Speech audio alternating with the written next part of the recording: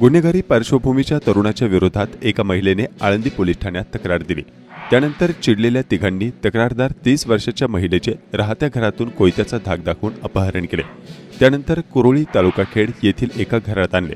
त्या ठिकाणी 7 तरुणांनी संगनमत करून संबंधित महिलेस एका खोलीत कोंडून ठेवत शिवीगाळ आणि दमदाटी केली। या दरम्यान एकाने संबंधित महिलेवर जबरदस्तीने 4 वेळा बलात्कार केला।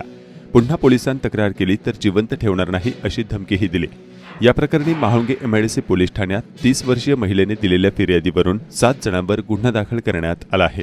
सदरची घटना खेड तालुक्यातील मरकळ येथील पीडित महिलेचे घर आणि कुरोळी तालुका खेड येथील सैनी कंपनीच्या मागे गायरान परिसरात असलेल्या बारकू गोसावी यांच्या राहत्या घरात घडली आहे। 5 जून ते 7 जून 2025 या 2 दिवसात ही घटना घडली आहे। या प्रकरणी बलात्कार करणारा आरोपी गणेश उर्फ गणी रामचंद्र नाणेकर राहणार नाणेकरवाडी तालुका खेड याच्यासह त्याचे साथीदार बारकूर रमाजी गोसावी राहणार कुरोळी, सुभाष सुतार राहणार नाणेकरवाडी, प्रज्वल जाधव, यश शिंदे, ओम नाणेकर, रणजित येरकर अशा 7 जणांवर महाळुंगे एमआयडीसी पोलीस ठाण्यात गुन्हा दाखल करण्यात आला आहे।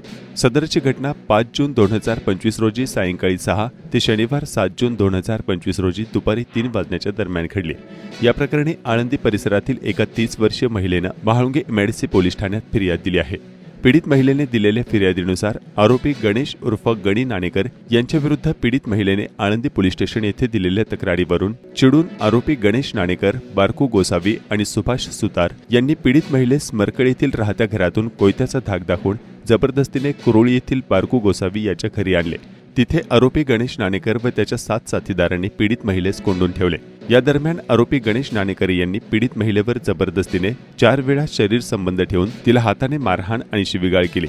पुन्हा पोलिसांत तक्रार केली तर जिवंत ठेवणार नाही अशी धमकी दिली असल्याचं तक्रारीत नमूद करण्यात आलं आहे।